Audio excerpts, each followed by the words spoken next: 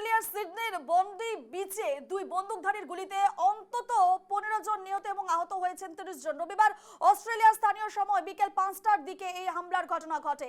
দুই হামলাকারী বন্দুকধারীদের একজন পুলিশের গুলিতে নিহত হয়েছেন এবং আরেকজনকে আহত অবস্থায় পুলিশ হেফাজতে নেওয়া হয়েছে। নিউ সাউথ ওয়েলসের সিডনির বন্দি বিচ অস্ট্রেলিয়ার সবচেয়ে সুন্দর সৈকতগুলোর একটি। যখন সশস্ত্র হামলার ঘটনা ঘটে তখন সেখানে হাজারেরও বেশি মানুষ উপস্থিত ছিলেন বলে জানা গিয়েছে। আপনাদের দেখাচ্ছি সেই মুহূর্তের ছবি।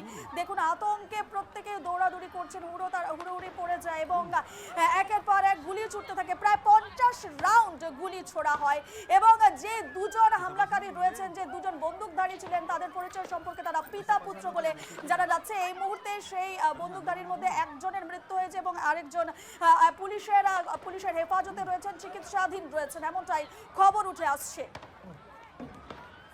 ইতিমধ্যেই 16 জনের মৃত্যুর খবর আসছে। দুই বন্দুকধারীর গুলিতে অন্তত 16 জনের মৃত্যু হয়েছে, তার মধ্যে একজন নিহত হয়েছেন বন্দুকধারী। নিহতদের মধ্যে একজন বন্দুকধারীও রয়েছেন। এবং আপনাদের জানিয়ে রাখি, সিডনির বন্দি বিচে ইহুদি গোষ্ঠীর একটি উৎসব ছিল। সেই উৎসব উপলক্ষে সেখানে হাজার হাজার মানুষের ভিড় জমেছিল। সেই ভিড়েই দুই বন্দুকধারী অর্থাৎ পিতা পুত্র তারা একেবারে গুলি ছুটতে থাকে এবং প্রায় 50 রাউন্ড গুলি ছোড়ে এবং সেই গুলিতে ইতিমধ্যে নিহতের সংখ্যা 16 এমনটাই জানা যাচ্ছে এবং অন্তত 30 থেকে 40 জন আহত হয়েছেন বলে জানা যাচ্ছে। এ নিয়ে আমরা আরো বিস্তারিত কথা বলবো। আমাদের সঙ্গে এই মুহূর্তে নিউজরুম থেকে রয়েছেন আমাদের প্রতিনিধি তন্ময়। যে আমরা ছবি দেখতে পাচ্ছি একেবারে বন্দি বিচে সিডনির, দেখা যাচ্ছে যে প্রচুর মানুষ, সেখানে ইহুদি গোষ্ঠীর একটি উৎসব ছিল, তারা সেখানে জমায়েত হয়েছিল এবং সেই জায়গায় কিন্তু পিতা পুত্রের গুলি বর্ষণ এবং ইতিমধ্যে নিহতের সংখ্যা 16। এর পেছনে ঠিক কি কারণ থাকতে পারে, কি আপডেট উঠে আসছে? দেখো রূপা, সবাই জানে, পুরো বিশ্ববাসী এখন জানে সিডনিতে কি ঘটনা হয়েছে, কিন্তু সবচেয়ে বড় কথা যে আপডেট আমাদের হাতে আসছে। আপডেটটা হচ্ছে, দেখো রূপা, কাল যে ঘটনাটা ঘটলো, রবিবারে যে ঘটনাটা ঘটলো, সেই ঘটনাটার কিন্তু যে তদন্তকারী যারা ওখানে আধিকারিকরা আছেন, সিডনির যে সাউথ ওয়েল পুলিশ, সেই সাউথ ওয়েল পুলিশ যখন সেটা তদন্ত করছে, সেই তদন্তর মধ্যে কিন্তু পাকিস্তানের সঙ্গে কানেকশন আসছে। অর্থাৎ যে নাভিদ আকরাম আর সাজিদ আকরাম পিতা পুত্র ছিল, এই পিতা পুত্রই কিন্তু যেই পুরো যেই ঘটনাটা ঘটিয়েছিল সিডনির বন্ডি বিচে, পিতা পুত্র ঘটিয়েছিল। দুজনের হাতেই বন্দুক ছিল, বন্দুক নিয়ে এলোপাথারি কিন্তু গুলি চালনা শুরু করেছিল। আর এই যে নাভিদ আকরাম আর সাজিদ আকরাম, তার মধ্যে যে পিতা, সেই পিতার কিন্তু বাবার কিন্তু পুলিশ, সাউথ ওয়েল পুলিশের গুলিতে তিনি নিহত হয়, ওনার মৃত্যু হয়। সবচেয়ে বড় কথা যে এই তদন্তর মধ্যে পাওয়া গেছে যে পাকিস্তানের সঙ্গে সূত্র, অর্থাৎ সিডনি পুলিশের যে সাউথ ওয়েল পুলিশের তদন্তর মধ্যে যে পাকিস্তান যোগটা পেয়েছে, সেই যোগটা কিন্তু এখন অবধি তারা স্পষ্ট করেনি। কিন্তু একটা কথা জানিয়েছে যে পাকিস্তানের প্রধানমন্ত্রী কাল যখন একটা ব্রিফিং করেছিল, সেই ব্রিফিংয়ে উনার কথাতে স্পষ্ট না হলেও কিন্তু পুলিশের যে সিডনি পুলিশের তরফ থেকে বলা হচ্ছে যে কোথাও না কোথাও পাকিস্তানের একটা সূত্র আছে। অর্থাৎ তুমি দেখো, যদি পেহেলগামের যে অ্যাটাকটা আমরা বলি, পেহেলগামেও কিন্তু এইভাবে পর্যটকরা গেছিল, সেখানে কিন্তু যে জঙ্গিদের একটা দল এসে এলোপাথারি গুলি চালনা করে। আর কালকেও কিন্তু একই ঘটনা আছে, নাভিদ আকরাম আর সাজিদ আকরাম দুইজনেই পিতা পুত্র, তারা কিন্তু এলোপাথারি গুলি চালনা করে। আর তারপর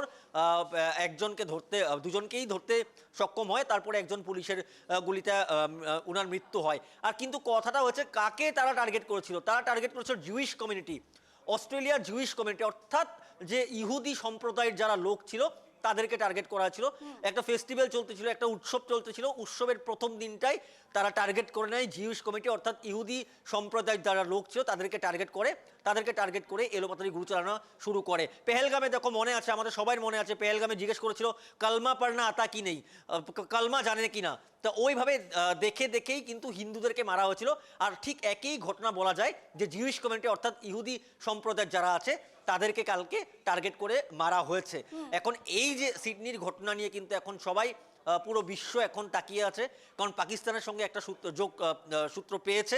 কিন্তু পাকিস্তানের কাকে পেয়েছে, পাকিস্তানের সাথে কার ওদের যোগাযোগ ছিল, সেটা এখন খতিয়ে দেখা হচ্ছে। আর অস্ট্রেলিয়ায় সিডনিতে বিভিন্ন প্রান্তে কিন্তু অভিযান চালানো হচ্ছে। বিশেষ করে একটা বাড়িতে পুলিশের নজর আছে, সেখান দিকেও কিছু তথ্য পুলিশে লাভ করেছে। আর এই মুহূর্তেও কিন্তু তাদের অপারেশন চলছে ইতিমধ্যে যে সাজিদের মৃত্যু হয়েছে আর নবিদ এখন পুলিশের জালে, পুলিশ এখন হসপিটালে চিকিৎসাধীন হয়ে আছে, কিন্তু নবিদের দিকেও কিন্তু অনেক কথা সাউথওয়েল পুলিশ ওনারা কিন্তু বের করেছে। সবচেয়ে বড় কথা নবিদকে জিজ্ঞেস করতে হবে, তারা জিজ্ঞেস করছে আর হয়তো কয়েকদিন পরে এই কথা স্পষ্ট হবে যে পাকিস্তানে কার সাথে নবিদ বা সাজিদের কার সাথে যোগাযোগ ছিল বা কি কারণে এই ঘটনাটা ঘটালো, কে তাদেরকে পরামর্শ দিয়েছিল বা কার অনুমতিতে বা কার অর্ডারে সিডনির যে বন্ডি বিচে এই আক্রমণ চালিয়েছিল, পাকিস্তানের কার আকাকে, সেই কথাগুলো এখন সিডনির সাউথওয়েল পুলিশে বের করবে। অপেক্ষা করতে হবে কিছুদিনের, কারণ ইতিমধ্যেই চিকিৎসাধীন হয়েছে যেই নবিদ আকরম চিকিৎসাধীন হয়েছে, নবিদ আকরমকে জেরা চলাবে আর বিভিন্ন প্রান্তে সিডনির বিভিন্ন প্রান্তে অভিযান চালাচ্ছে। শোনা যাচ্ছে যে পাকিস্তানেও বিভিন্ন এজেন্সি, যেগুলো সিডনির যে ইনভেস্টিগেশন এজেন্সি আছে, সিকিউরিটি এজেন্সি আছে, তাদের যারা স্পাইরা আছে তারাও সেখানে আছে, পাকিস্তানে আছে, সেই তথ্যগুলো কালেক্ট করছে।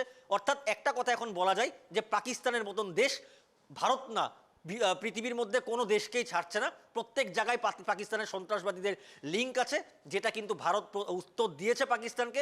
এখন সিডনি কি করে সেটা দেখার হবে। রূপা, একদমই একদমই তন্ময়, পুরো বিষয়টি তদন্ত সাপেক্ষ এবং যে বিষয়টি তুমি উল্লেখ করলে এবং যে বিষয়টি একটা আন্দাজ করে নেওয়া হচ্ছে, একদিকে যখন পেহেলগামে হিন্দুদের অ্যাটাক করা হয়েছে, হিন্দুদের লক্ষ্য করে অ্যাটাক করা হচ্ছে, অন্যদিকে এবারে দেখা গেল সিডনিতে বন্ডি বিচে ইহুদিদের একেবারে টার্গেট করা হলো। অর্থাৎ কোথাও না কোথাও পাকিস্তান যোগ এবং পাকিস্তানের সন্ত্রাসী হামলা এবার ঘটেছে সিডনিতে। সে জায়গায় দাঁড়িয়ে সম্প্রদায়, এক বিশেষ সম্প্রদায়কে কিন্তু টার্গেট করা হচ্ছে, জঙ্গিদের তরফ থেকে হামলা চালানো হচ্ছে এবং অস্ট্রেলিয়ার সরকার কিন্তু পুরো ঘটনাকে কিন্তু সন্ত্রাসবাদী হামলা একেবারে বলে ঘোষণা করেছে। সে জায়গায় দাঁড়িয়ে আরো প্রশ্ন উঠছে, তুমি যেমনটাই প্রশ্ন তুললে তন্ময়, এর পেছনে ঠিক কি কারণ রয়েছে, পিতা পুত্র কার নির্দেশে এই ভয়ঙ্কর ঘটনা ঘটিয়েছে, সমস্ত কিন্তু তদন্ত সাপেক্ষ, তদন্তের পরে জানা যাবে। তবে প্রশ্ন চিহ্ন দেখা দিয়েছে, তাহলে কি প্রত্যেকটি দেশের সম্প্রদায়কে লক্ষ্য করছে পাকিস্তান?